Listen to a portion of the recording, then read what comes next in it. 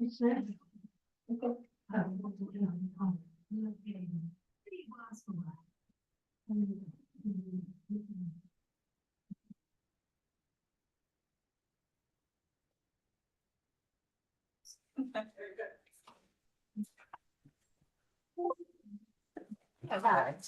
I think more of our residents are yeah. Common. Not helping. Well, no, it's not helpful at all. I'm not presenting or anything, so I can sit at the edge. Did you? Well, you didn't. I was getting lots of echoes coming up. Oh, yeah. It's back in the north. Yeah. But I'm quite worried that some of the tenants might take it on. No, they're not. Dave thought about doing that, he didn't. They don't get any. I'd rather deal with it here. Thank you. Thank you. Good morning. Morning. Morning. Welcome to the Land Service Advisory Board meeting, which is the first one ever on the 29th of February. Yeah. How many more we will see, I don't know. See you in 4 years' time. Oh, yes.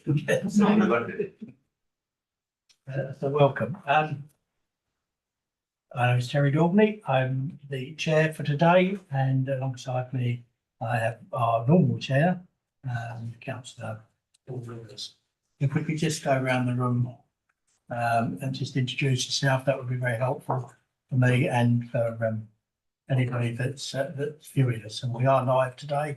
We are being broadcasted, so you're all on television. Thank you. We can start. Yeah. I'm Rod Blackwell, Chair of the Customer Experience Group.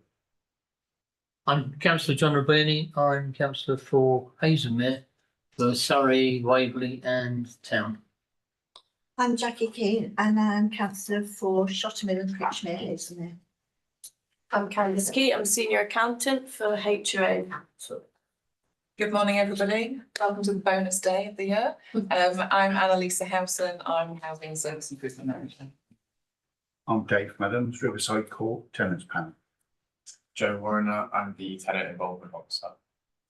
I'm Jordan Lucas Danzi. I'm the housing graduate trainee. I'm Amy Watton, Housing Service Improvement Officer. I'm Janet Crowe, Borough and Town Councillor for Farnham and Tattersall. Good morning, I'm Mavis Avanusua-Quay. I'm the Financial Services Manager and Deputy Section 151. I'm David Wiggins and I'm a Waverley tenant. Dennis Bramble, Shepherd's Court Tenants Panel. Alexander, Housing Operations Manager.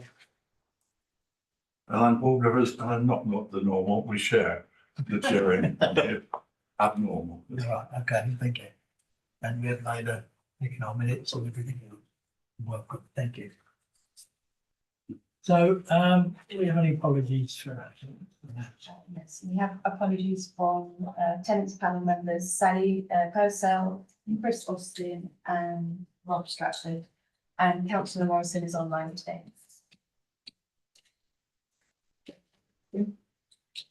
I'm sorry, can I just ask if everybody speaks up a little bit? It's not, because there's no microphones, it's not carrying very well. That's my bit done. Thank you very much. So we now move on to item 3, which is to agree the notes from the previous meeting. Yes, I'd just like to put forward an apology. At the last meeting, I was due to chair it, but we swapped over with Paul Follows because I had to go off on or take my old lady off to a mayoral visit. At that meeting, when this board reviewed the proposed rents increase, it was agreed that a note from the tenants panel would be sent to Terry for inclusion in the full council meeting that this came to a decision on the rents increase. Although this note was available to the executive and the executive briefing, because I was at both of those, this note was not included in the packet that was presented to full council. I included information from that in my speech at the time, but my fault. I didn't check up to see whether or not it should have been included, and it wasn't. So that's an apology from me.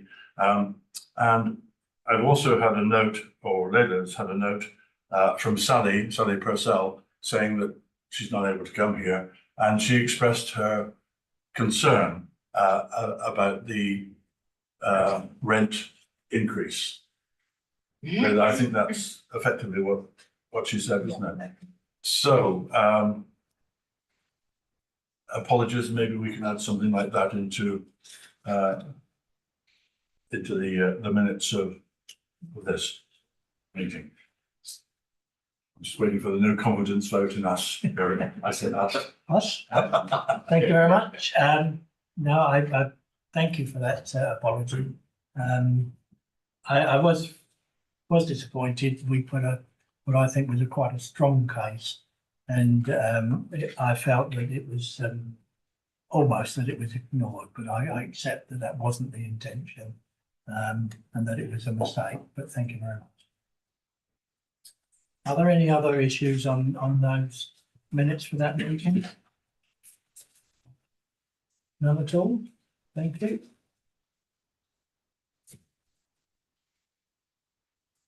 So do we have any questions from members of the public?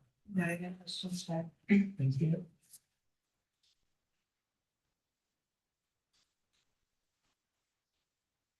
And do we have any questions from members?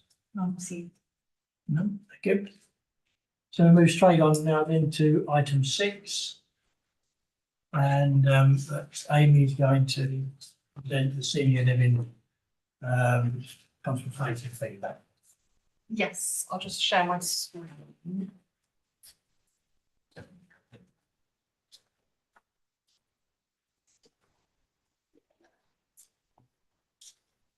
Picture makes me look better.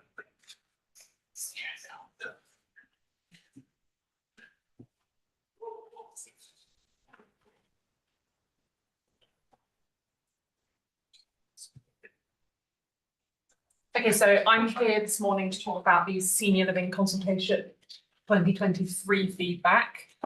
David Brown, the senior living and careline services manager, is also here online. And he'll be here at the end to take any questions that are specific to the senior living service. And I'll take any questions about the survey itself, like the method and the responses we got. I'm going to go through a quick background to what senior living is, and then I'll do an update based on the action plan that we were completing last year on the previous consultation. I'll go through the key findings from last year's consultation, and then an update on where we're at with our current action plan based on the most recent consultation. So beginning with the background of the senior living service, so there are 8 schemes across the borough. Each have about 30 independent self-contained flats.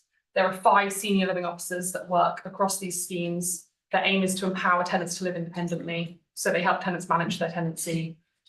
They manage the building safety and any like building maintenance, and they signpost tenants to further support when that's needed. And in 2018, when the service moved from sheltered housing to independent living, the housing service committed to doing an annual consultation with tenants about their experience.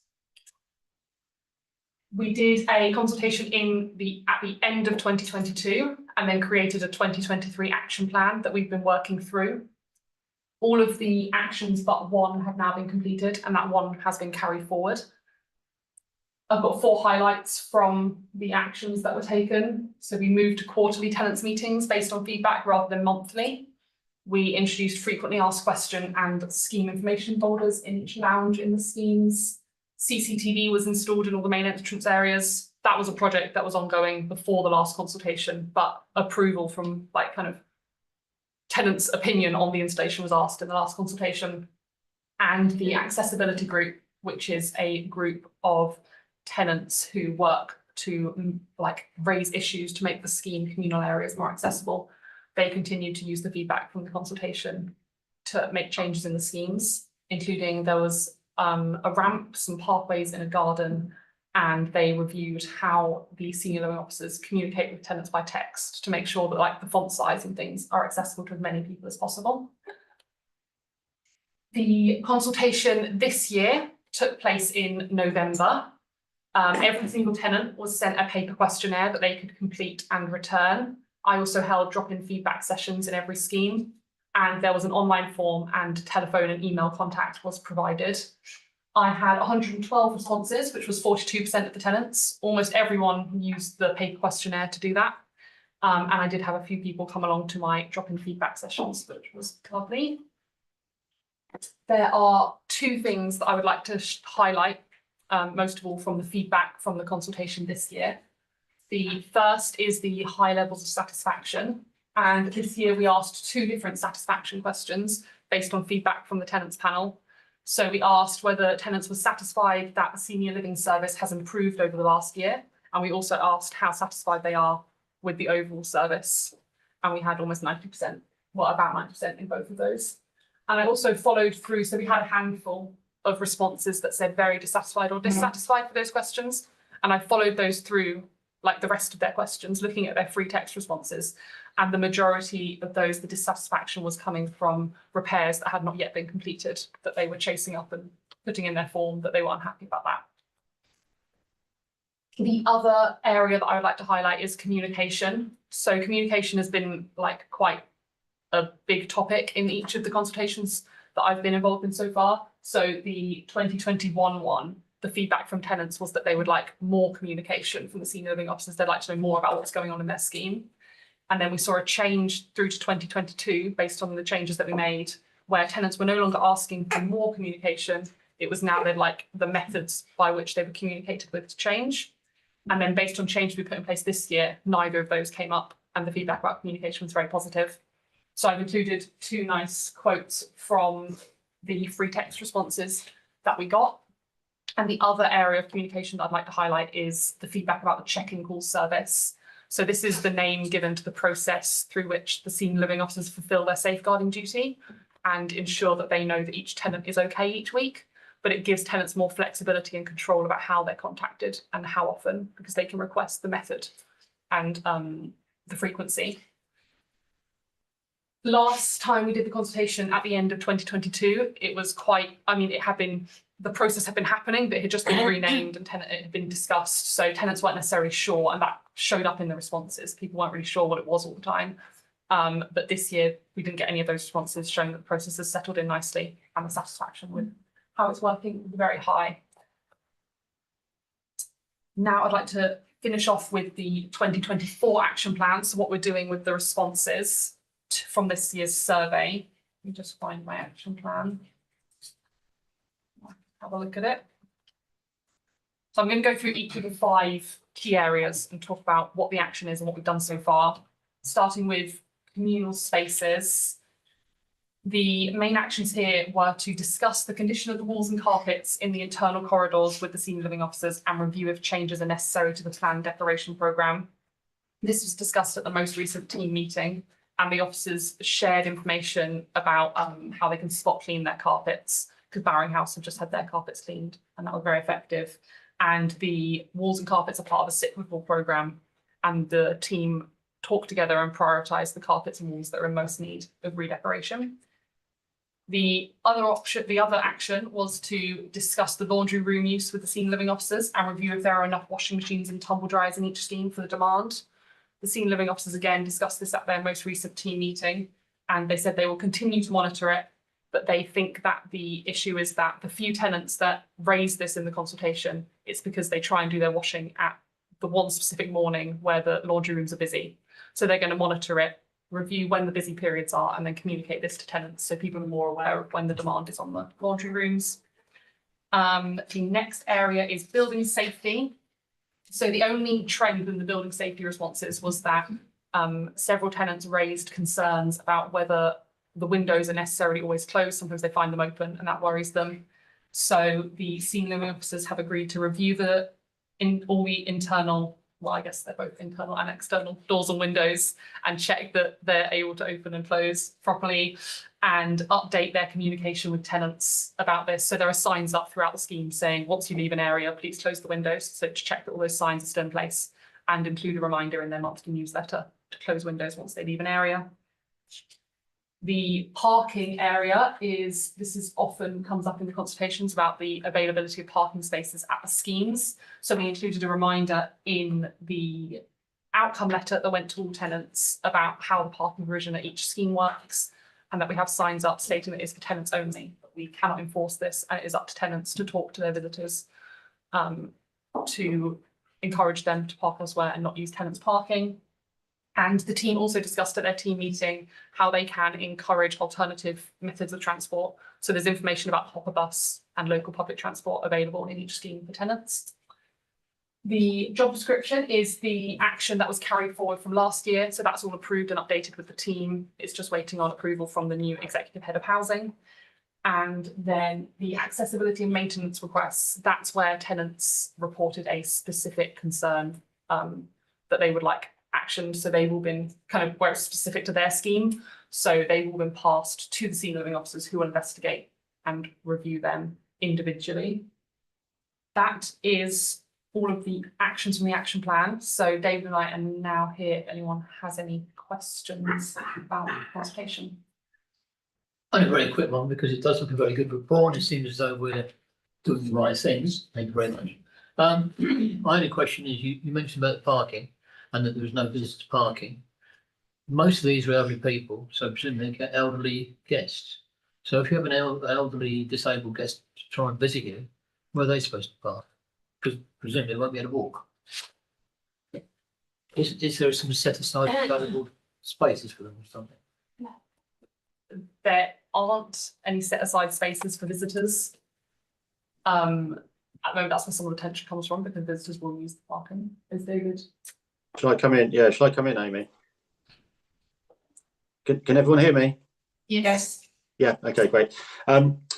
Yeah, I mean, it's a good question, and this is just the challenge that we've got really, is that the parking is so limited, and the decision we took a few years ago, and that's what the signs reflect, is to prioritise the parking for our tenants. You know, we've got a limited resource, and it's just trying to prioritise it for our tenants. Some of the schemes, I mean, it varies at different schemes. Some of the schemes do have, although they're sort of marked parking areas, other schemes have nearby street parking available. Other schemes may not be like actual designated parking areas, but there are other areas within the scheme where people do sometimes park. But it is a challenge. It is a challenge.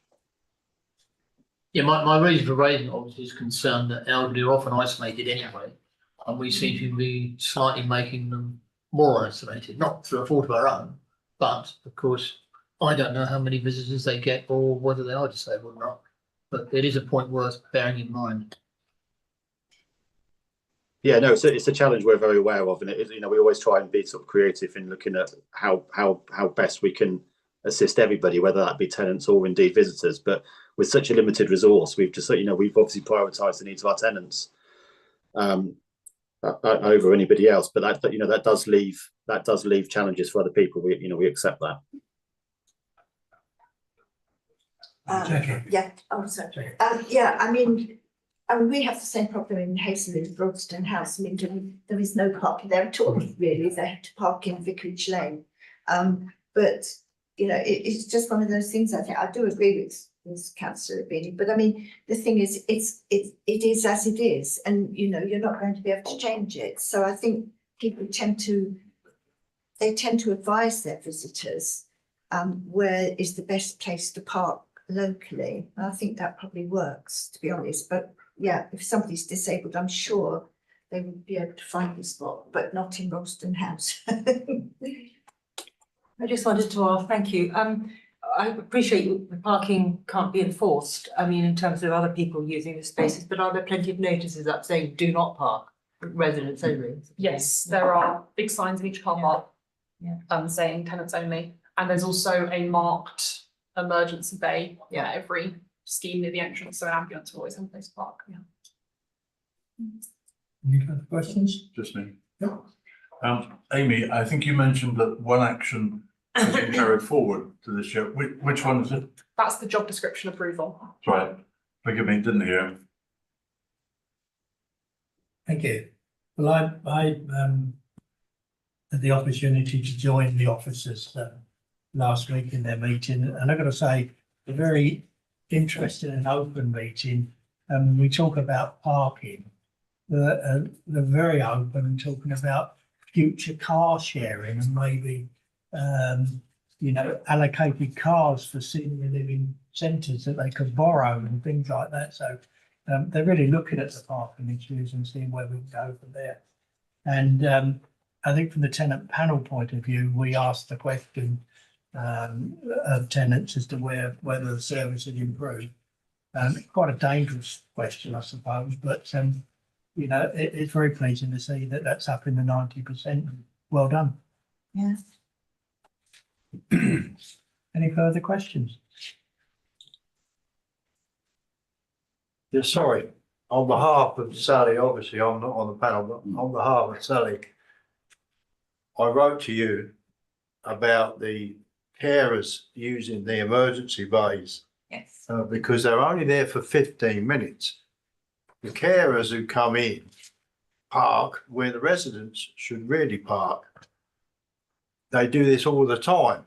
But if they could have, say if they had a badge that they stuck on the front of their car, so they could park in the emergency bay where the manager and the cleaner where we were, where they are, it would free up the residents' parking. Now, to be honest, I shouldn't say this, but I went by the other day and there was one of the carers asleep in the car in the residence, and I tapped the window and I said, you all right? You okay? She said, oh, crikey, yes. She said, I've got to go. But she'd been asleep in the residence car parking space. Now, surely that must be something that could be arranged where you have the carers, because they're only 15 minutes, that's the tops and they're out, gone. If they could park in that communal, because half the time that emergency bay is empty, but they're not allowed to park there.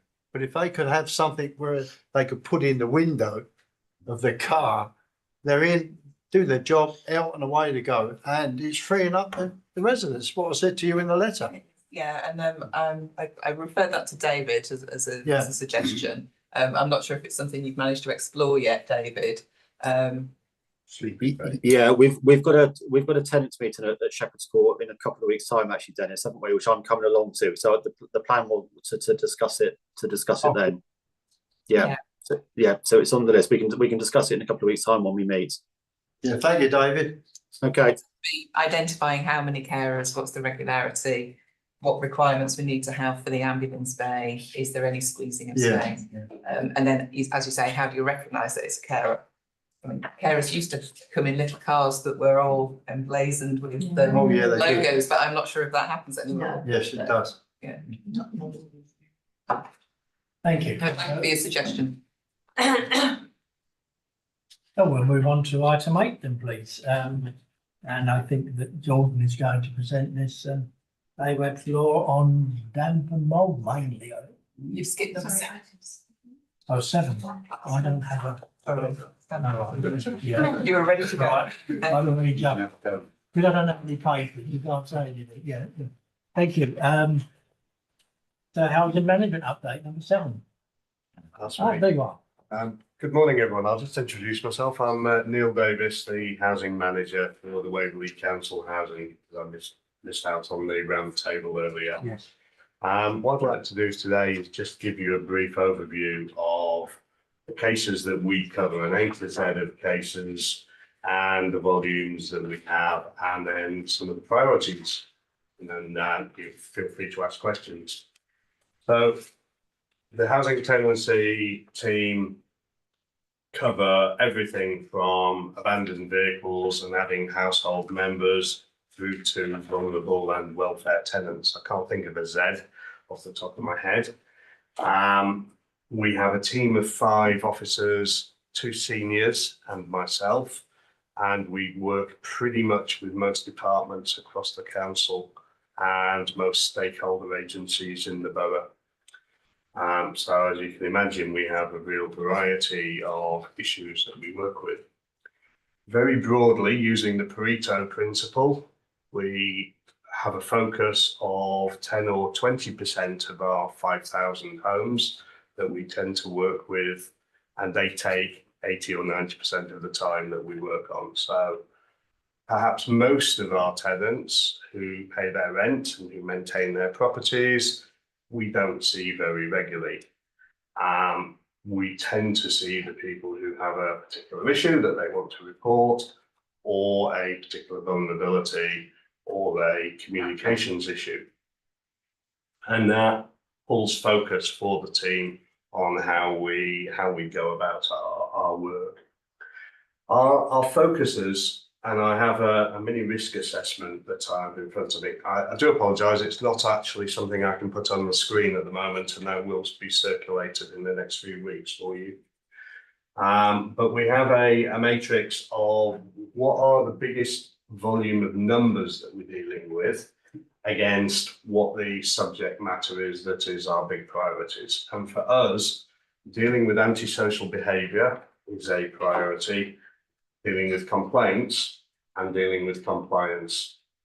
Our biggest numbers are on compliance and not ASB, but neighbour disputes. And I mention that because we've recently been doing a piece of work where what we want to do is ascertain whether something is generally antisocial or whether it's something that's just a dispute or a disagreement or a noise issue between neighbours, which is not antisocial behaviour. However, both of them are pertinent and relevant to the person who's receiving whatever that particular problem is. But we do need to, from April going forward, reporting on our antisocial behaviour will be a formal KPI for us, and we will be reporting on that. And to that end, we've actually set up a new ASB module so that we can monitor that and report direct from core data for the coming year, alongside various other regulatory changes that we'll be implementing. We have currently, we have about 30 open complaints. We have about 60 or more compliance cases, and we have around 60 or 70 neighbour issues, or that some of which may be antisocial behaviour.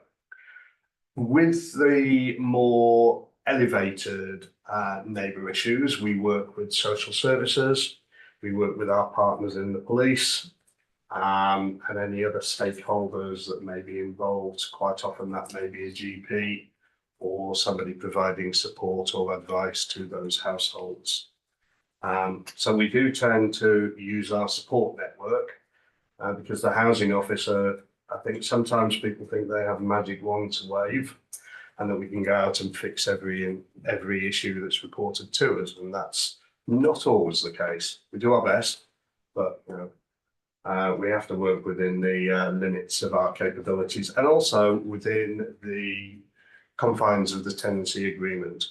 Tenancy agreement is our document that defines how we work, what we as the council are able to do, and what is expected of the tenant within the household. So, has anybody got any questions about how we work? Hello? Mayor, thank you. I'm interested in the neighbourhood dispute stroke ASB and the crossover between the two. Presumably you do count the neighbourhood dispute before it gets to ASB set as a separate, in a separate box, do you? We do at present, yes. And is that going to continue? Because we don't want to have a false sense of ASB, do we? No, we don't. And in fact, this is something that I've been discussing with, when we were setting up the ASB module, we've had it running for 6 months now. My initial thoughts were that I would move everything into the ASB module, but when we considered the realities of that, we erred away from it because we didn't want to distort the figures for the coming year, whether they increase. We just need a real live number. And in actual fact, we can only put on ASB cases that are newly created. So we have to go through a definition process to say, is that just two people who don't get on? Or is it genuinely ASB? We work alongside the communities team, and we now have an ASB specialist in that team who is working with us to give us definitions, added advice, and also a bridge through to the police as well. May I ask one follow-up? Yes, carry Thank on. you. So do you have a system in place to prevent escalation, if you like, into what could become ASB? Because neighbourhood dispute could become often does. I mean, is there a sort of a mediation sort of processes or program? Absolutely, and you've actually named the actual key step there is we have a partnership with Mediation Surrey. Great. We are able to refer people or parties through to mediation. It by and large requires both parties to be willing to engage with the mediation. And if that is the case, then we can make that referral. If not, we can provide coaching support to one party, and that again comes through Mediation Surrey. And we actually fund Mediation Surrey so that they're able to take our cases. We seem to be making quite a few referrals through to them, along with other landlords and housing associations. Thank you very much. But aside from that, we would also be looking to ascertain what the issue is, see if the neighbours are talking to each other, which is really key. It's not always possible to get neighbours to talk to each other, but if they can, they're much more likely to diffuse the situation and prevent it escalating. Thank you very much. James. Yes, could I ask who the ASB officer is? The reason I ask is because as councillors, very often we might get somebody contact us and say, look, I've got a problem, but I don't know what to do. And it would be very handy if we had that contact so that we could make somebody aware. So the corporate ASB officer is Mr. David Hollingsworth. And David works across the borough for private housing and council housing as well. If it's an issue that's involving a council tenancy, then that should be directed through to the housing officers and the housing team. Thank you. This year. Neil, you mentioned compliance. Perhaps you could just give a few more words what that actually means so the board understand. So compliance, the main issues that we have with compliance at the moment are ensuring that gas servicing is done within the 12-month limit. So if a tenant has not had their gas servicing completed within the required timescale, we work alongside the maintenance team and the gas officers there to escalate contact with the tenant so that we can try and get the gas servicing complete or the certification carried out within the 12-month deadline. That is a mandatory objective for the council. Last year we had a bit of a backlog there where we had to refer to the regulator on that and put in an action plan. We have a peak at the moment within the January to April months where most of our servicing gets carried out. What we'd like to do is do some work over the coming year to see if that can be levelled out through perhaps more in the summer months. And we're also doing a bit of diagnostics on that to see which tenants are persistently late in getting the servicing carried out so that we can add flags to the system. And that will help us, meaning that we don't leave it to months 10 and 11 to do this work. We can actually bring it forward to month 6 and do some more trickle feed contact with the tenants to make sure that things are carried out on time. Does that help you? Yeah, thank you. Thank you. Any further? Paul? No, okay.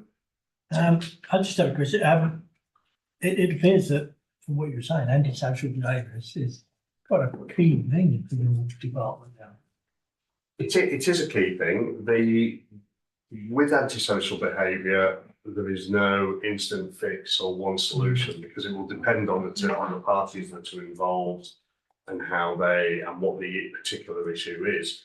The numbers at the moment are not as high as it feels because those cases, whilst they're not numerically very high, and that's the ones that we've categorised as ASB, they're very, very intense. And I think Councillor Rivers and Terry, you were aware of the recent report that we wrote up in Whitley, where we had to make an unusual proposal to try and resolve ongoing matters. The numbers are much higher for noise nuisance and neighbour disputes. We've got about 60 of those cases at the moment. And what we try to do is to close them down as quickly as possible. If we can say to somebody, this is the way forward, or you just have to resolve that with your neighbour. But that's not always the case. So again, we would take every case on its own merits. I imagine that a lot of those cases are parking. Parking's interesting. I was listening to Amy when she was talking about it at the senior living schemes. We do get a lot of parking queries. We are not able to enforce parking on public roads, but quite often most of our estates were built at the time when people didn't have a car or they only had one. Most of our properties do not have driveways, so it's on-street parking. But that is the remit of Surrey County Council. The tenancy remit finishes at the curtilage of the property.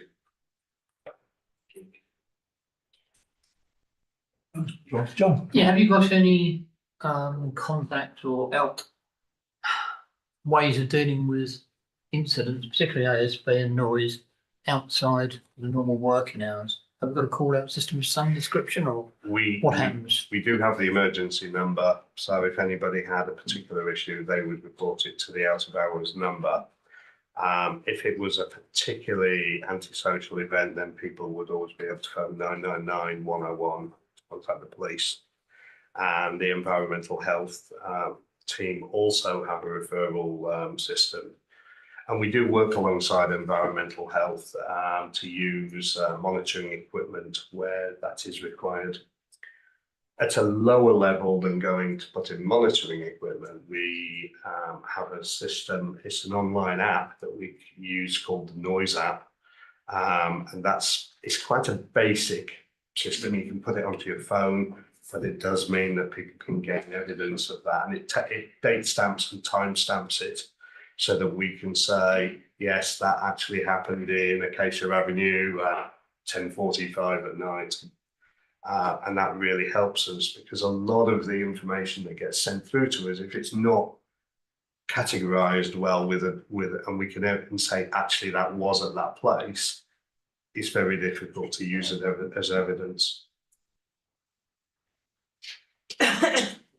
Just one thing that came to mind, while you were talking, Neil, I've had, it's a very small amount, one or two, maybe two discussions with tenants over the last 5 years, but small, where from an environmental problem, a neighbour who is not a tenant causes a problem in terms of rats or whatever to our tenant whose house is fine.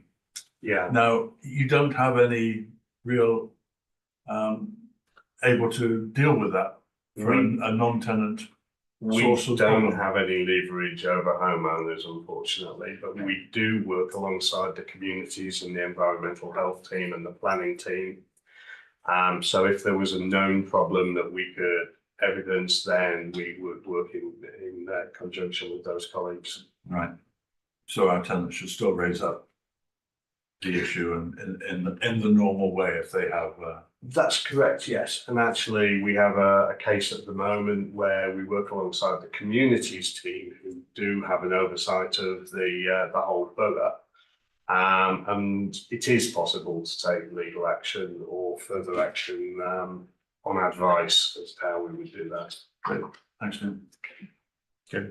Yeah, just a point of information back to parking. So over the years and even into next year, we do have a small budget for parking schemes in different in different areas. So just to make people aware of that, because most of the money should be spent on our homes, but so there is a small budget. But also it's really hard to exaggerate how much officer time it does take to plan and implement a parking scheme. There's a whole heap of work around that as well. And so we've been successful, but it's very slow. But of course, can't solve the whole of the borough's issues around parking. But just we are, especially the difficult areas, we are working. We do have different projects going on. Thank you. Thank you. I think just to add to what you mentioned, I think the cost of actually putting in new parking bays is quite prohibitive as well.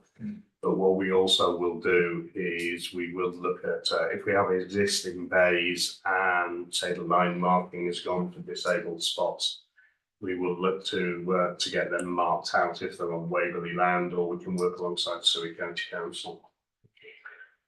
Thank you very much. No more questions? Thank you, Neil, for joining us. That's really helpful. Thanks very much. Welcome to stay.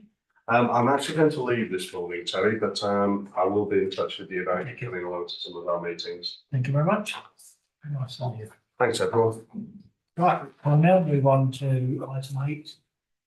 Sorry about the false start, Jordan, but away you go.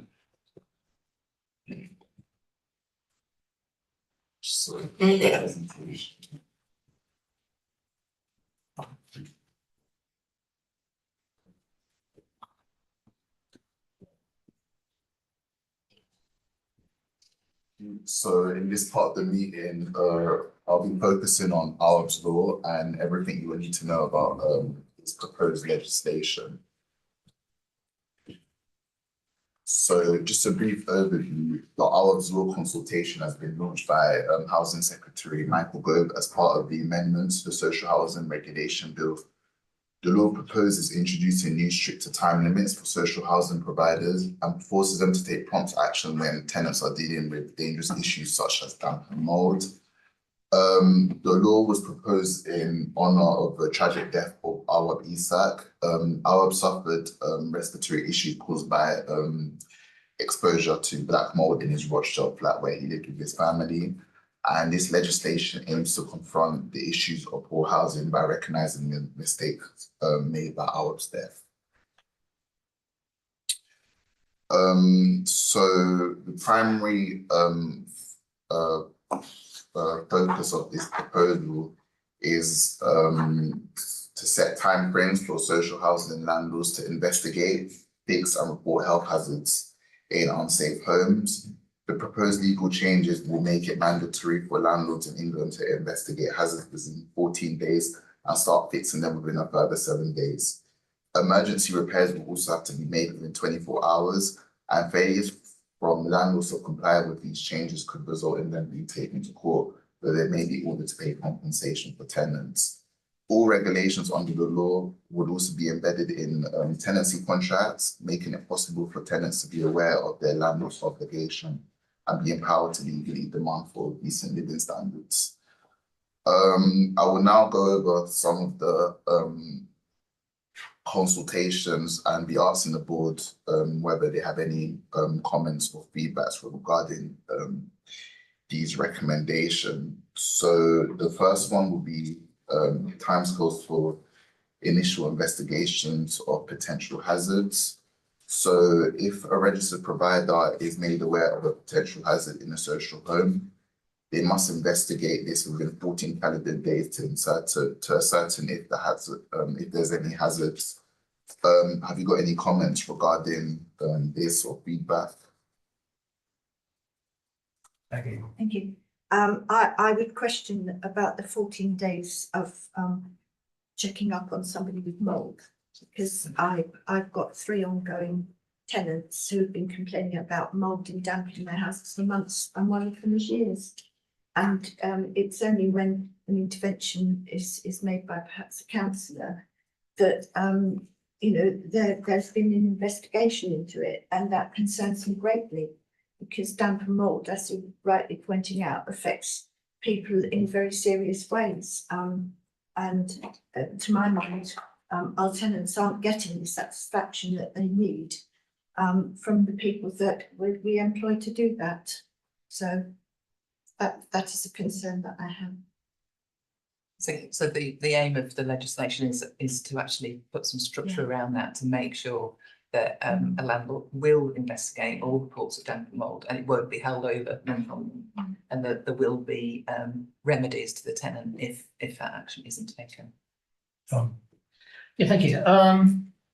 Under E on page 40, it says prevalent damp and mould that is impacting the residents' ability to breathe. But if our officer goes out there on a report on this, can he diagnose it? I mean, how do you judge whether somebody is breathing properly or not, especially with young people when they perhaps have asthma caused by somebody else? Is there a way of doing that? Have they got any medical background, or will they be able to diagnose that sort of thing? Not Do you want to try sure. Sorry, we've got a damp and mold. Sorry, I'm not, what are you quoting? Sorry, I'm not. Oh, sorry, page 40, and it's E, timescales for emergency repairs, and it's the bottom little dot. Impacting a resident's ability to breathe. I think you take, the specialist should take many things into consideration, as in where the damp and mould may be, what the residents are, age, health conditions, etc. So they're not going to diagnose us medically, but you take all those things into consideration to the extent of how urgent or how we deal with it. So and what the remedy may be. So it's a sort of common sense approach by the officer. From our inspector side of it, yes, yeah, I think so. Okay, and the second part of that was. Can I'm I sorry, say, sorry, I'm Loredana Hobbs, the damp and mold officer. I only started in January this year, so we have a new survey form for the inspectors. And one of the question is, do you have any respiratory problems? Because by the end of the year, we need to create, I will need to create a report of how many people, for example, suffer of asthma and are living in properties affected by mold and damp.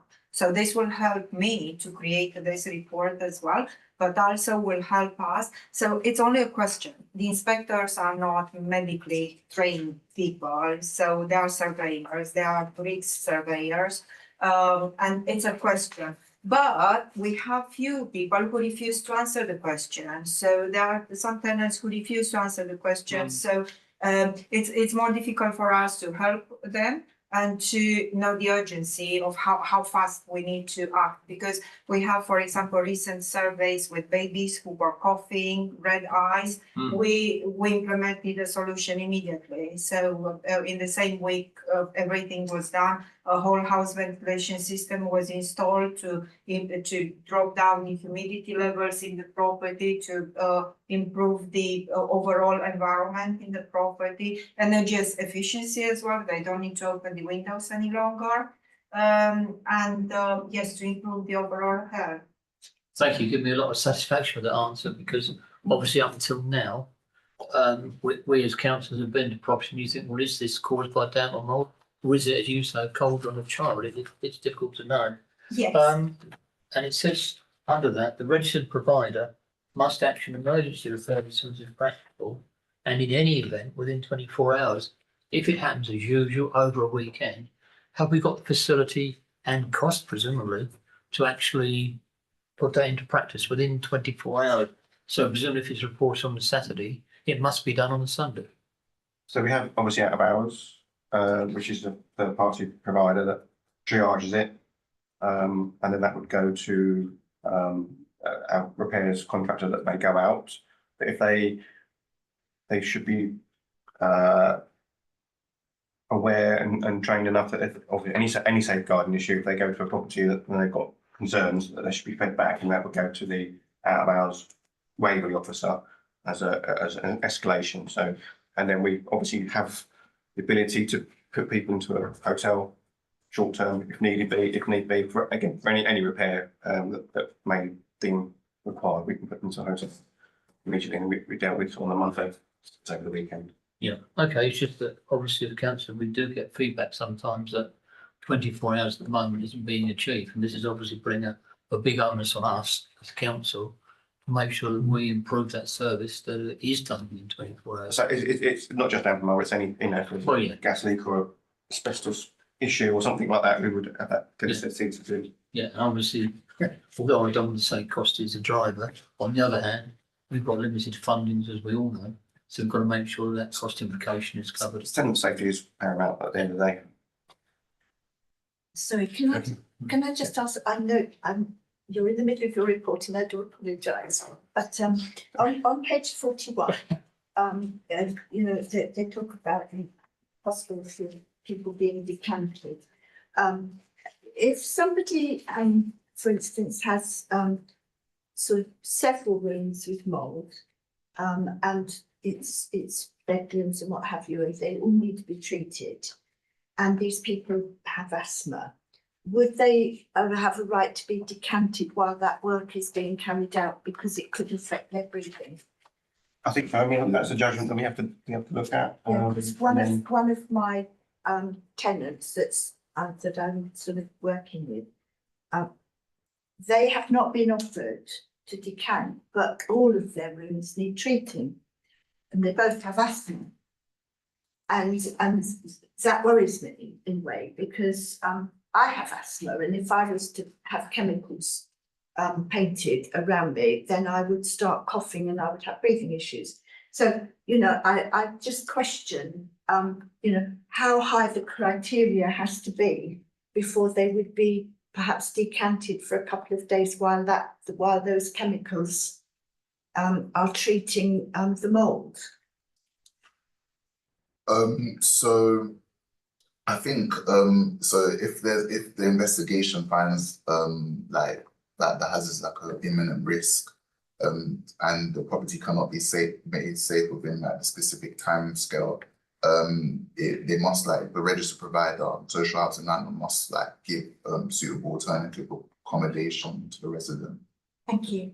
Thank you. Could I just step in there? I think actually that my understanding now is that there is no medical requirement.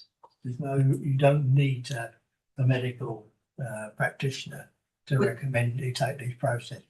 You do that yourself immediately.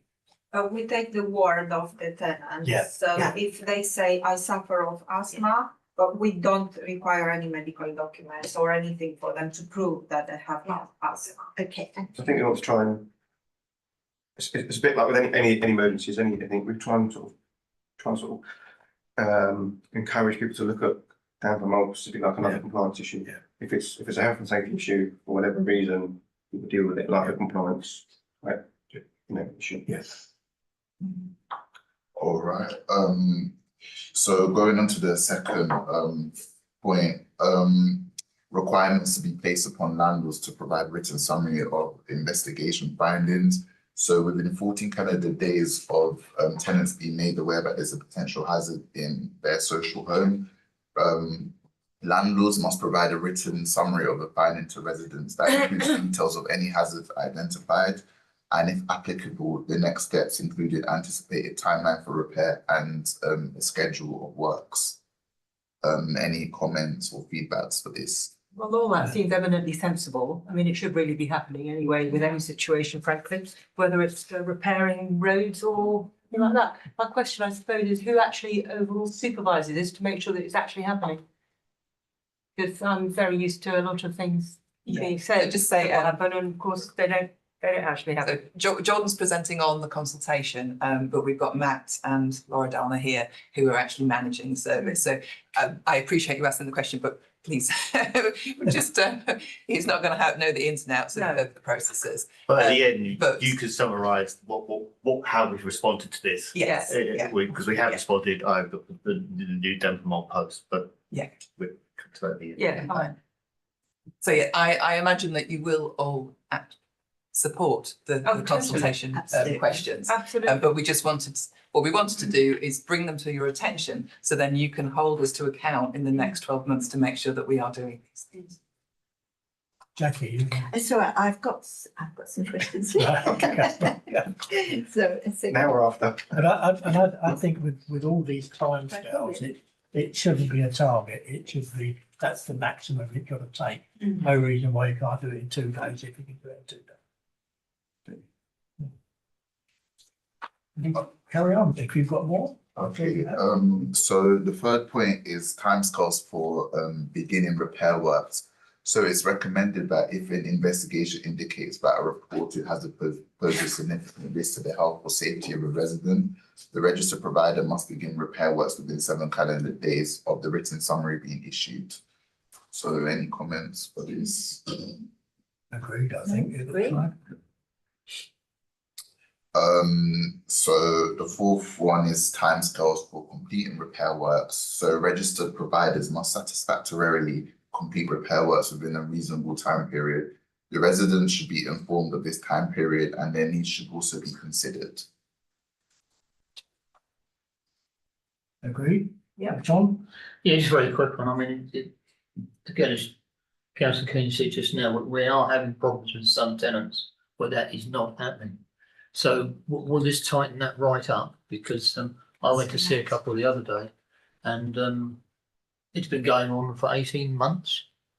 I have put it forward, obviously, and investigation now taking place, but this will tighten that up. Can I be assured of that? We'll be held accountable to it. So it's once this consultation goes through and regulatory dates are, timescales are given, then that's what we're accountable to. So I mean, it does say, for starting the work is a definitive timescale. Completing the works is what they call reasonable. And it depends on the level of work, etc., and what's needed. But yeah, we will ultimately accountable to that. Thank you.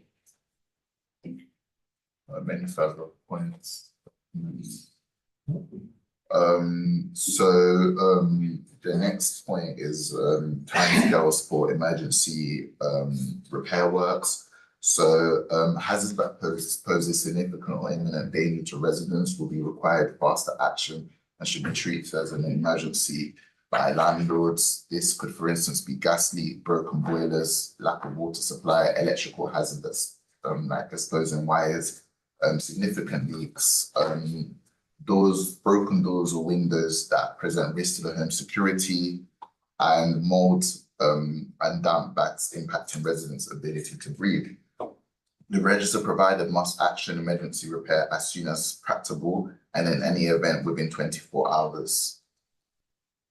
So obviously we have an emergency, Ian Williams have a 2 hours and a 24-hour type and a 7-day time scale. So they have that already and we have that in place with our gas contractors and electrical contractors anyway. So it's currently happening. I'm sure there's no objections to that. So the next one is the circumstances under which property should be temporarily decanted to protect residents' health.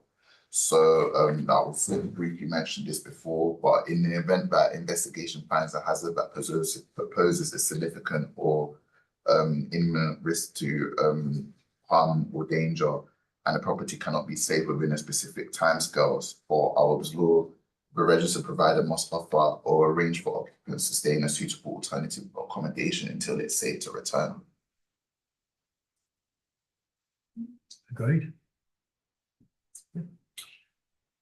And the last point is the requirements to be placed upon landlords to maintain adequate records keeping throughout repair works.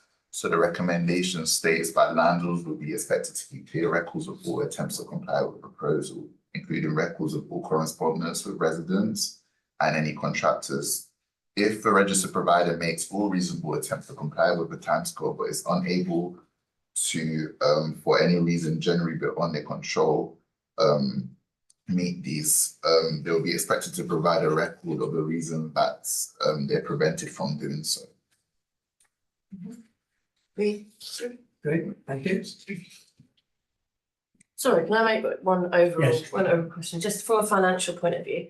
Obviously, responding to the consultation and all these additional requirements, is that deliverable within your existing resource? Are you going to have any financial impacts from the bringing in of this consultation? Because obviously they're all things that need to be done, but we're going to have that implemented by the government. Is there anything that needs to be said about this resource impact, given the fact that we are already struggling as a housing service? So just that we might want to make the point to government that yes, but financially they do have to understand this is going to impact landlords. With the additional resource, we've got additional resource in place already, But is there anything else that's going to come out of this? Do we need to, is there any other resource needed? Or do we think we can deliver it just with one post? Those are I my remember our questions. officers meeting, I think we identified IT is the issue and we did have Yes. that in the budget. I Yeah. think to make this really work, we needed an improved IT system. Yeah, And we, as you're aware, we have that in the budget to look to replace Yeah. our IT system. yeah, From what I Yeah, remember. that was the, it was That the was- IT, it was the IT issue and any change in contract with our contractors around the timescales to make sure that those all line up as well. So as you said, this is consultation. We do expect it to kind of come back as law pretty much as is though. It's been a long, it's a government high agenda. And it is something that as a housing service, we were a little ahead of the curve. We were, we'd already, as you may remember, we'd already done a self-assessment against the Ombudsman, spotlight on damp and mould. And that's why we've got the new capacity in the officer in. I would just, stress as But a any social consultation, landlord, we've got many requirements coming in terms of the climate change agenda, all of those types of things. I just want to make sure that we're putting that back to the government. Absolutely. There's There's a four financial impact. consultations at the moment and we're putting the financial Good. comments back into So that. I actually think so. We are sort of in the discovery investigation stage of using specialist contractors rather than lumping everything into one contractor. And I suspect there will be a cost to that. Just one little thing, again, in terms of the apology I started out with, but this is one of the issues the executive felt very strongly that they should raise rents to the maximum because these additional costs, which are not tenants, down to tenants, or anything like that, but we are being increasingly regulated at a cost, and this cost comes out of the housing revenue account. So, sorry, guys, Thank you. Yeah, I totally agree. We recognise that with all these new regulations that we've got to pay for it, and therefore it probably is the tenants. But hopefully the government will help. Yeah, well, I don't have to be political. Yeah. Thank you. Anything further? Yeah, just wrap it up a bit. So the officer team welcomed the proposal in our view to protect social housing tenant and ensure all landlords response and resolve damp and mold cases in a timely manner. Tackling damp and mold is important to prevent and mitigate damaging aspects for tenants, staff and property assets itself. It is fundamental that sectors have a clear, strict directive sort of rule on how damp and mold will be managed and resolved.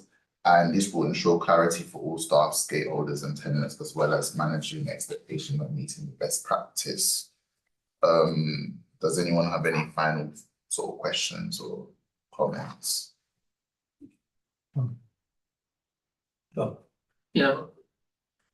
Probably know the answer anyway, but as councillors, we often get this sort of thing reported to us.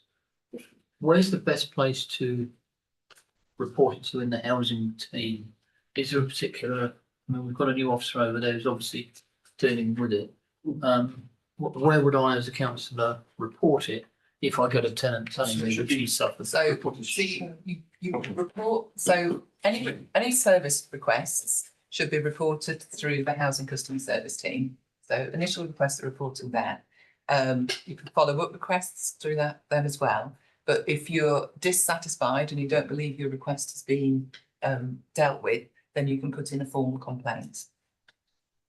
Yeah, I was just a point of contact, I think. Yeah. Don't often get complaints. Well, the thing is, I think we've spoken before, but there's a national government campaign at the moment that you might have seen on TV or social media or things, which the three words are now going to elude me. Make things better. Make things right. Make things right. Make it right. Make something right. So yeah, really good campaign. I can't quite remember it, but there is that at the moment. So the steps to go to are make your request, If your request doesn't happen, make a complaint. If your complaint is not dealt with in a way that you are satisfied with, refer to the Housing Ombudsman. But as members, at the end of the session, we'll give you an update on the Executive Head of Housing, and you'll be given some. That would be helpful, thank you. Yeah, very helpful. Just very quickly, in previous editions of our Homes and whatever magazine, we did raise up issues around black mold and how to deal with it. I wonder whether it's appropriate for us to say things like this consultation is happening, but if you do detect black mold, don't take a scrubbing brush to it, report it. No, don't try and clear it up, because by doing it incorrectly, you can create spores that go around and make it worse. I believe, and please correct me if that would be an inappropriate thing to do. No, I agree, and actually, me, Laura Donna, and I are like working on the sort of section and trying to ensure that like tenants are not just like blamed, because I think in the past it was like this is a lifestyle issue, but now we're trying to like make sure that tenants are aware that they can contact the local council to report damp and mold. So we've got a spring edition of Homes and People that Joe and Jordan are working on at the moment, and there is an AWAB's law piece in it, that's fine. And the other thing is to make sure, and with Laura Donna in post, is to make sure the website information is up to date as well, so we're giving advice that way. Thank you, Jackie.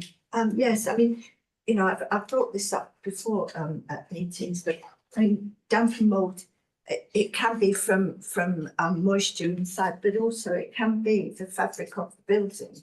You know, something that is actually gone, it's through the bricks, and it's very difficult to alleviate. So, you know, sometimes the tenant might not realise that they've got this problem, but it's actually the house that is the problem.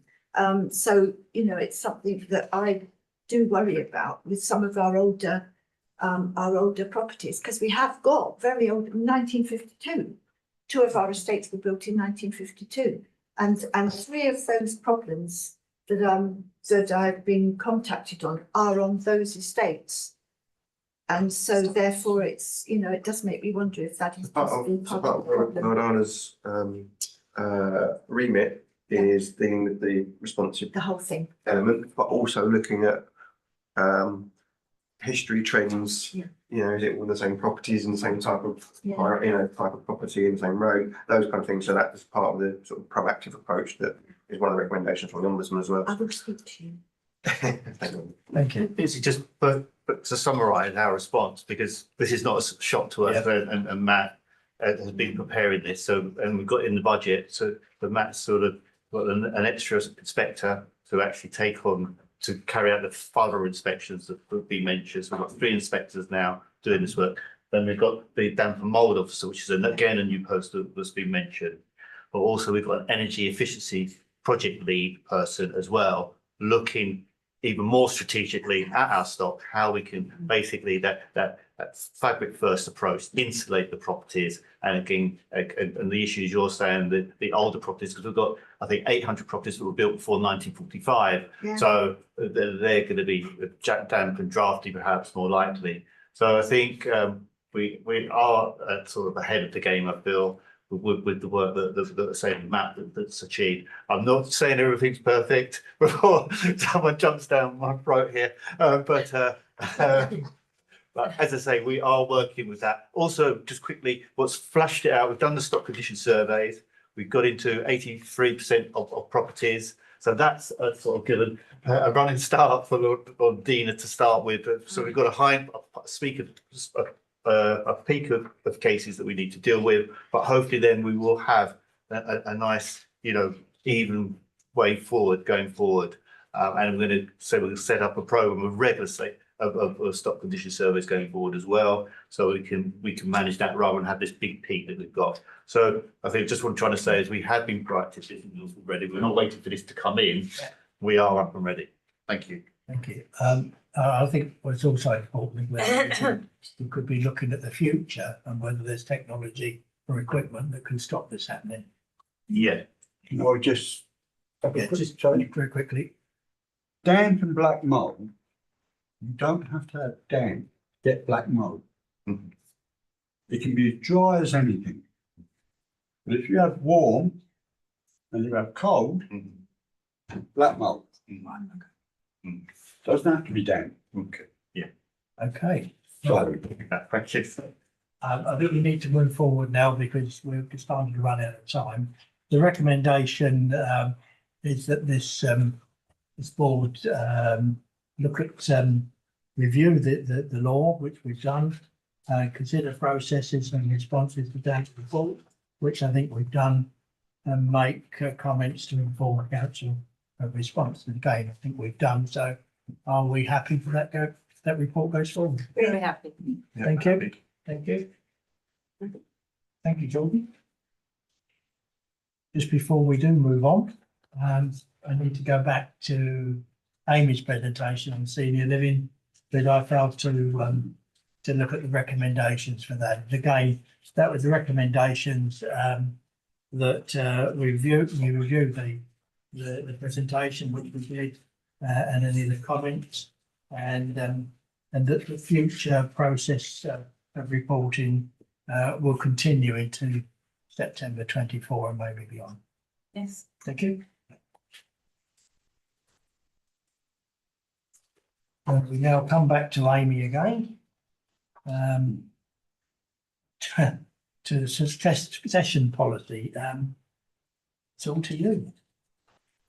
Yes. So this is the updated version of the succession policy, and we're bringing it to the board so that you have the opportunity to comment on it and support the adoption and implementation of it.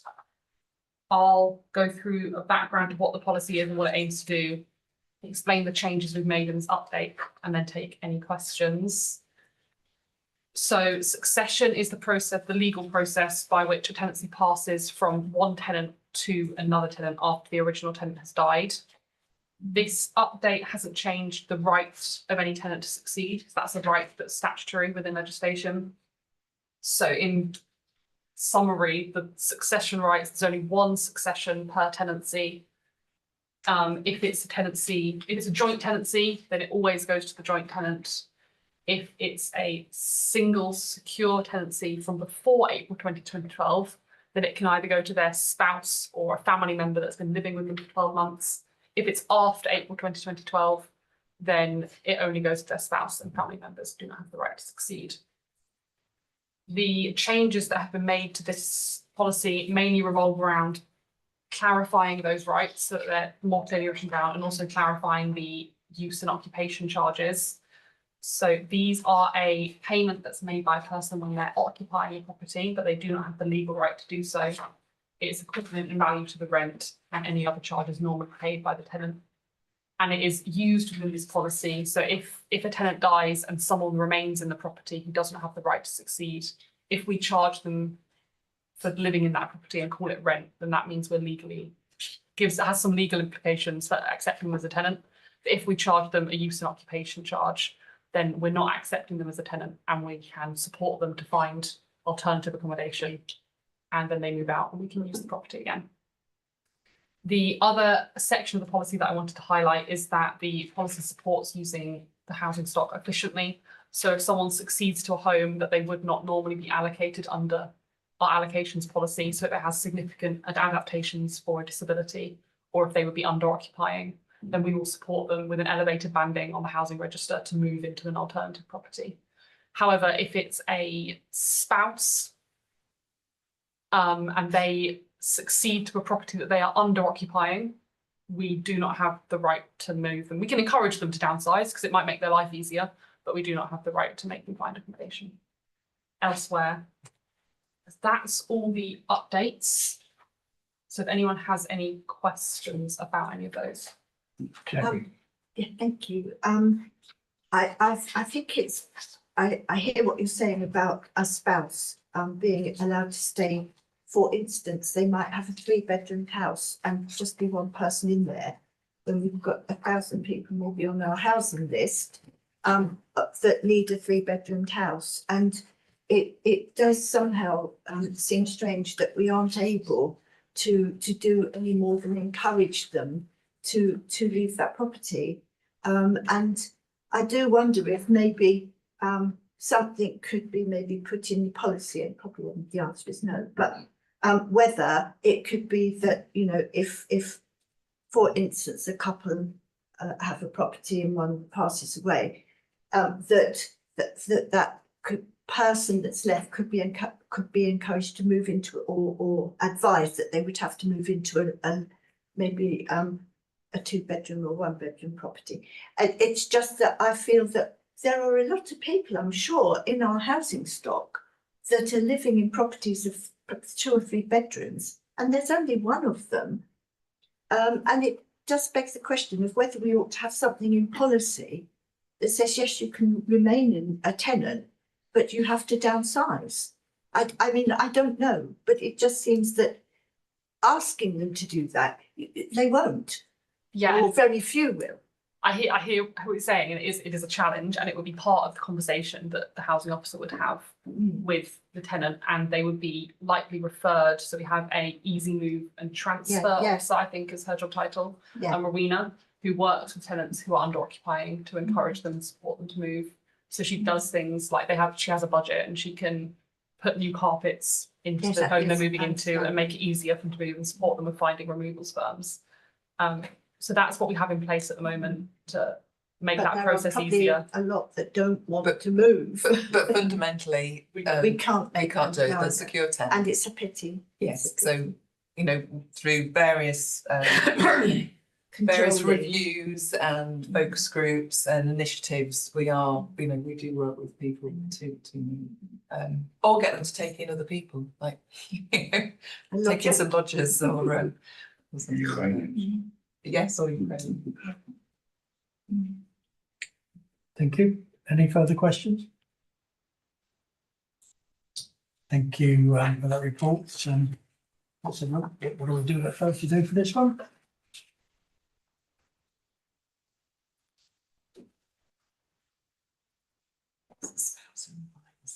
The board to take the opportunity to comment and support the adoption and implementation of the policy. Are we all agreed? Agreed. Thank you.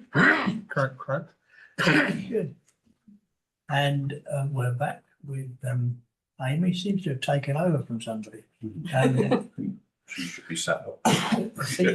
Mobility now. Yes, so I'll do the same thing again, like the succession policy. This is about the senior living powered mobility device policy. So I'll go through the background and explain the changes and take questions. This is specific to the senior living service, and by a powered mobility device, I mean any electric battery powered machine that's used by an individual to aid their mobility outside of their home. So generally in the senior living schemes, this means mobility scooters, but it also includes electric scooters or electric bikes. This policy aims to ensure that the risk of using, storing and charging devices in the schemes is minimised, and to balance that risk with the need for individuals to be independent, be able to move outside their home when they wish to do so. The main changes to the previous policy are to standardise the procedure through which permission for a mobility device is granted, and expand that process to include a risk assessment from a fire safety officer, and also to improve the record keeping about which devices have permission within the schemes.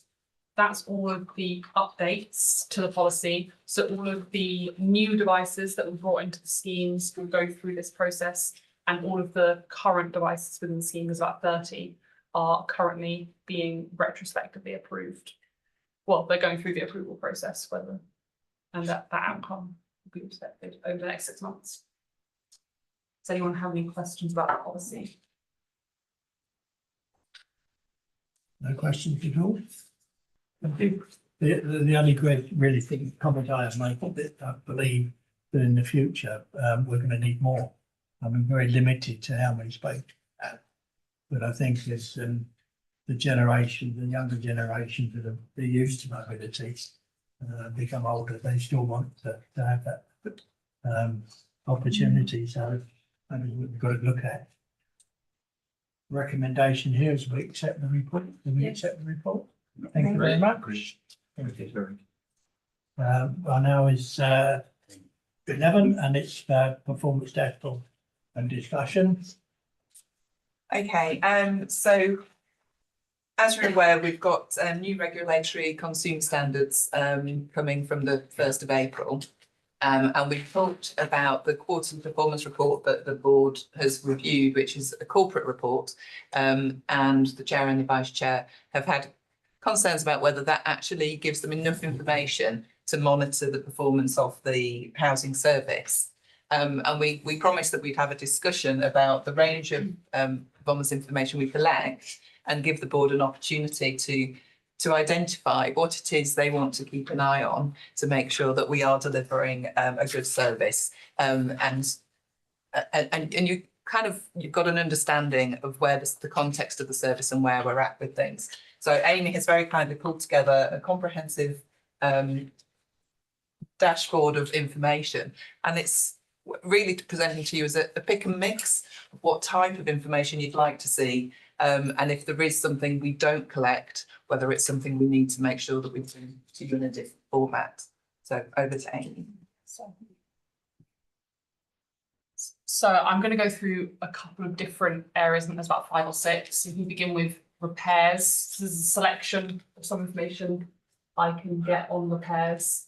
So this is kind of about job target times. So we've got how many jobs are currently in progress, what percentage of these are overdue, what categories they slot into, and the percentage. This is one of the KPIs that's reported in the quarterly report, the percentage of jobs that are not completed within 28 days. And then I'll just look at the other repairs bit before we. This is a breakdown of the complaints.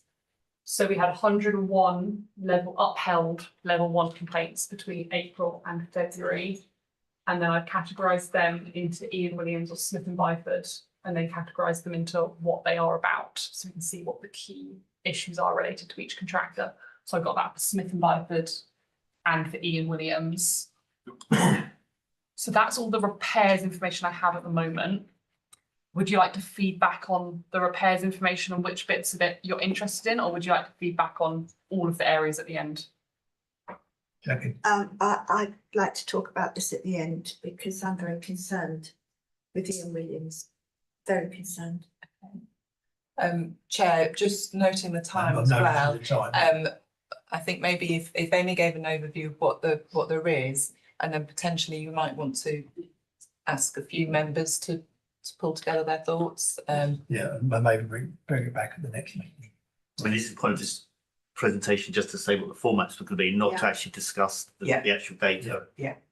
Yeah, I more meant which bits are you interested in? I can get information about the void periods, showing the number of properties that have been relet and the length of time it took for them to go from end of tenancy to start of tenancy. And this one is about complaints. So I can get various different bits of information about complaints. So the categories, like we were talking about before, or the length of time it took us to respond and whether we hit our target.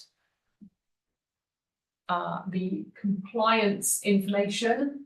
So all of the different compliance areas that we're responsible for within homes. You can get information on what percentage of those we're completing.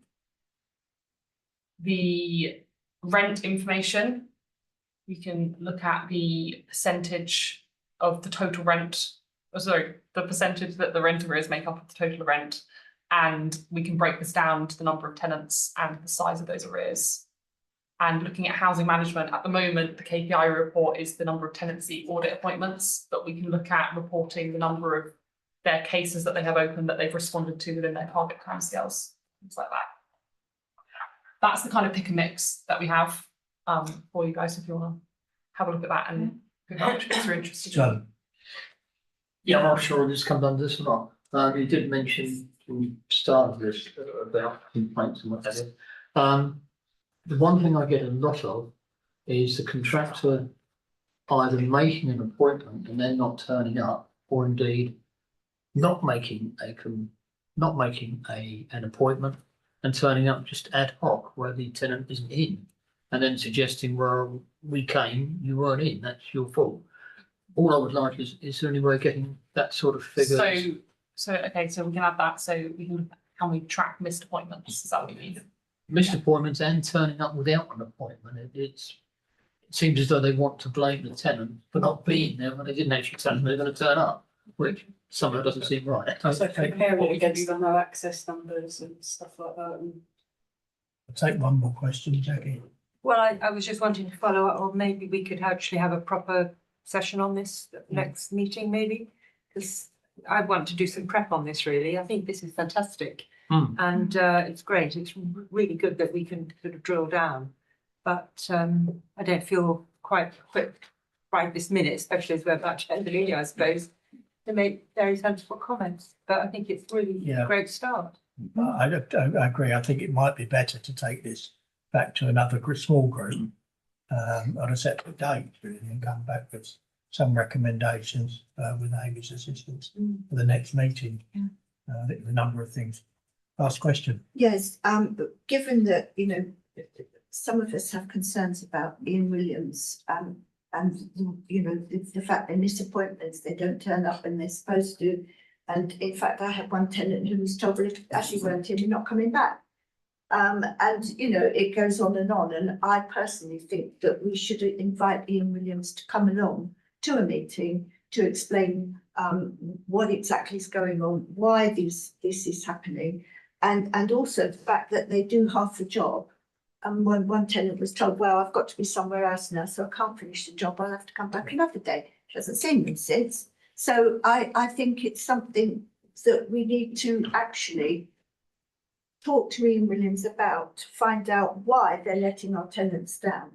And they are letting them down, there's no doubt. I think that there's two things to say to that, really. That one, that there is another report that comes out, which the Bureau of just recently, which is a direct contact to tenants that have had work done.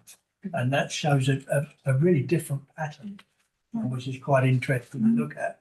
I'm not saying it's wrong, or this one is wrong, but whatever that may be. And the second is that the tenant panel will be holding an open tenant meeting in April. I think it's the 18th, if I'm right, Joe, 18th? 18th of April, in the chambers here. But I'll be inviting tenants to come along and voice their opinions, among other things. You'll be welcome to come along and join in with that, so we can try and get a real feeling of what is going wrong and what benefits going on.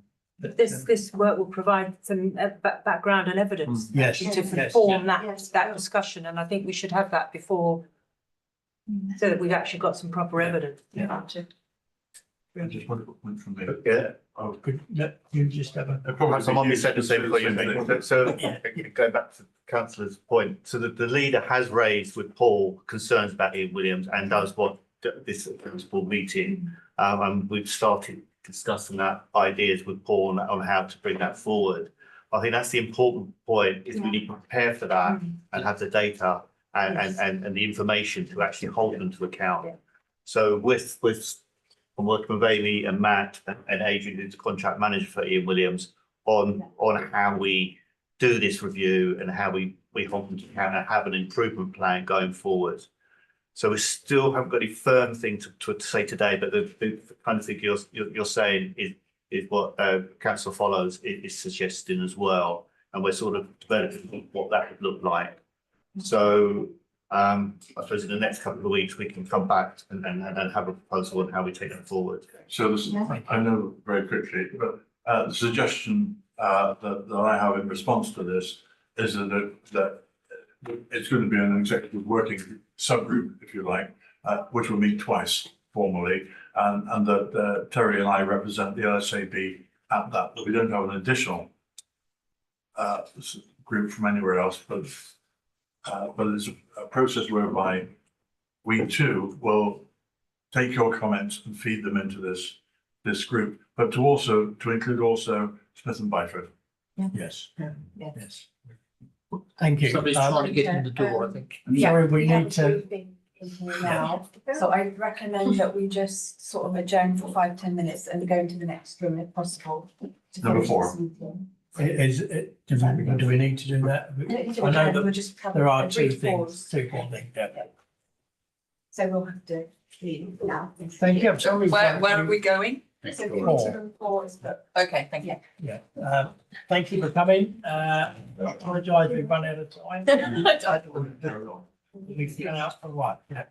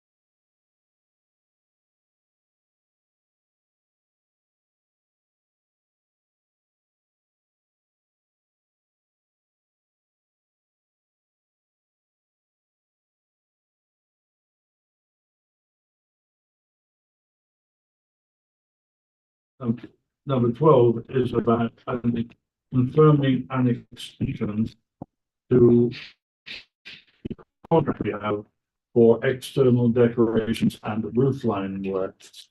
And this contract is with Ian Williams, the planned dump, as opposed to Ian Williams, the response thing. This contract is recommended for renewal. It was originally signed in April 2019 as a 5+1+1+1+1 contract. So we've had the first 5 years, and we are now looking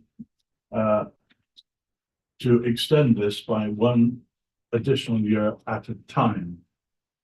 The executive is happy to do that. There is some detail in your page. For instance, Fund Works team has developed a good working relationship with the contractor in Williams, and the quality of the product delivered on site in terms of planned work has been consistent, and I hope the word consistent means good. So I'm just launching in just very briefly.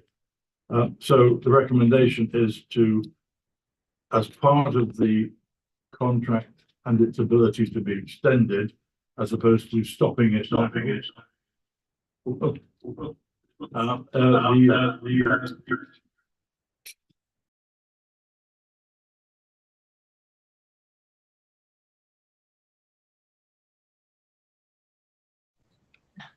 Yeah, so the proposal that the executive is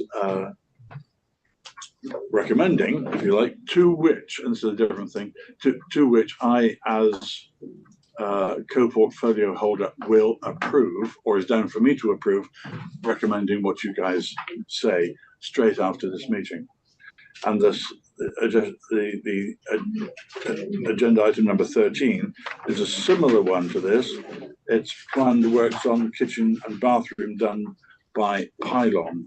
Again, that is a 2-year contract that has an extension for 2 years, and we're at the point at which we are to extend it. So given that, it is my hope that you will say that you would recommend me to recommend what the executives say, that we should do what Matt says, which is to extend it. Yeah, it's all Matt's fault. All Matt's fault. Any comments with that? So kitchens and bathrooms with Pylon and decoration and roof lines, which is guttering, is that right? Roof line next. Yeah, with Ian Williams planned works. Sorry, I need some clarification here. You know as well as I do, I had a hell of a problem with a bathroom incident in Hazemere, where they were changing a bath to a shower, they took up the tiles, extensive work. Does that cover the one of these two contracts? No, that was Ian Williams repairs. That wasn't Pylon. Yeah, that wasn't Pylon. Even though they took the bath out, yeah, it was goodness knows what else. Yeah, it was an A&A, or it was repair. Yeah, it wasn't okay, Pylon. so that doesn't. That's not as fine. That clarifies. So there is a difference between planned works, where one hopes that the planning is an extensive issue and interaction with the tenant, as opposed to the sort of, I was going to say emergency work that sometimes rolls on because we in Williams, whomever, has not been able to do an in-depth plan to deal with it. You know, it's like sometimes we've seen it before, where you deal with a little piece of plaster, and then you suddenly realise there's no wall behind it, but you didn't know that in advance. So, understood. Okay. Yeah, thanks for the clarification. Yeah, the difference, I guess, down at Matt is that a planned work is almost planned before the tenant has been. All the plan works are surveyed prior to. Obviously, there's obviously works that are unknown, but they're surveyed. And something the tenant doesn't request.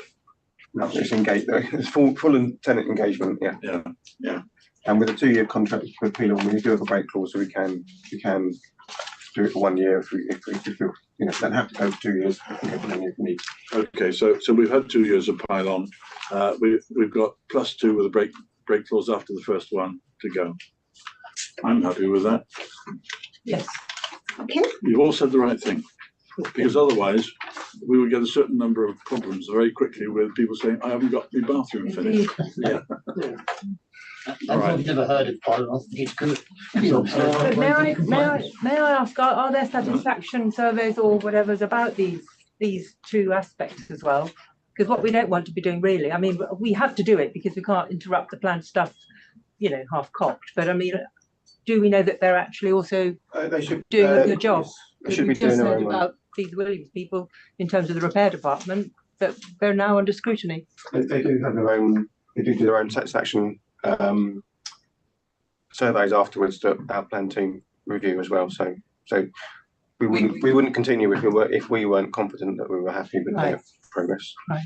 And Ian Williams' plan is a completely separate entity from the repairs team.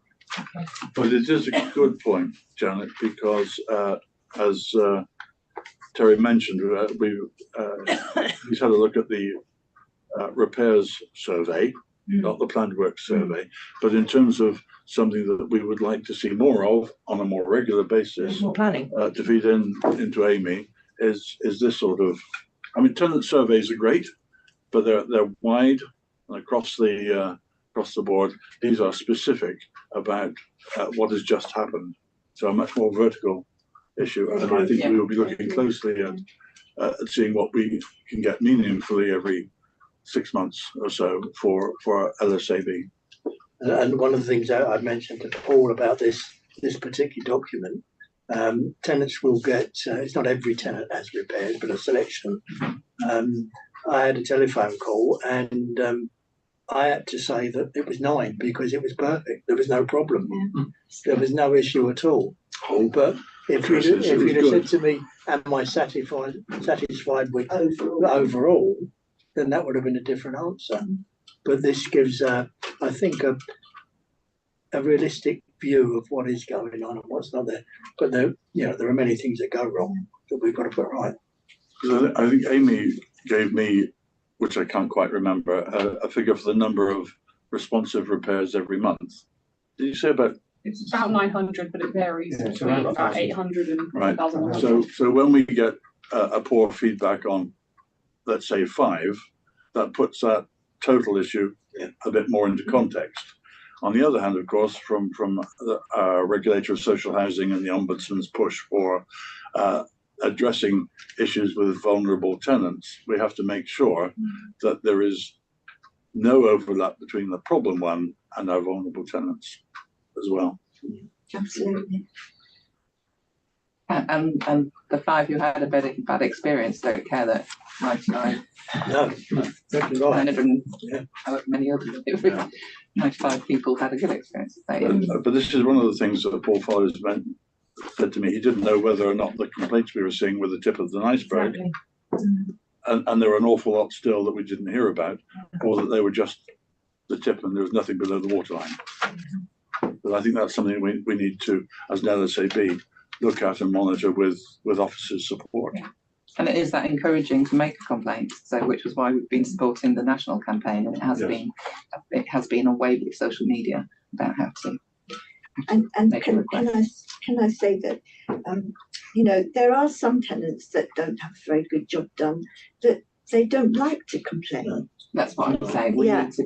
And if they could only be encouraged through newsletters or something to voice their concerns.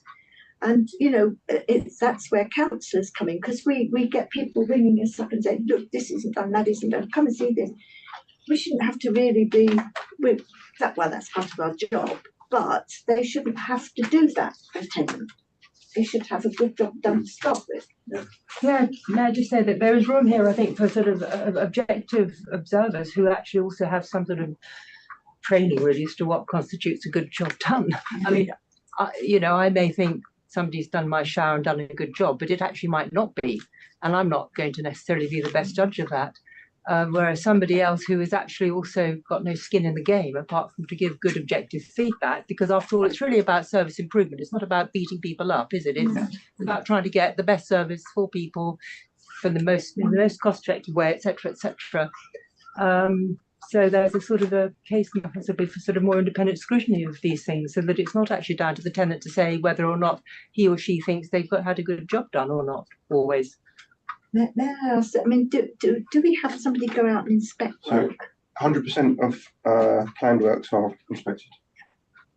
We do obviously a random percentage of repairs, and anything what we will class as minor works with Ian Williams, I can't remember the value off the top of my head, as a value, or complicated jobs we call minor works, also inspected by inspectors without. So everything should be inspected by a Waverley person. Well, thank you for that, Terry. And you only got one to wind up, which is any service updates, which That's, I don't think we agreed before the meeting who's doing that. No, we didn't. Councillor whether, Rivers, do you want to give the update? do I, oh yeah, do I know the update is the question? You should have had an email on Tuesday. Yes, well, correct me if I'm wrong, because this is coming purely from memory, and you will remember that certain people have had problems with their email systems recently. Oh, of course. Which has been a serious problem since Monday. But I understand, and correct me if I'm wrong, is that during the interregnum, while the head of housing executive is being resourced, for instance, that Annalise will be doing, I can't remember the title of what you'll be doing. Interim head of housing. Yes, of which we might be able to claw back 5% of your time or something like that. And Hugh will have to do the same thing over here. Hugh, oh, he's gone. Hugh, what's your title? I'm just the head of housing at Waverley.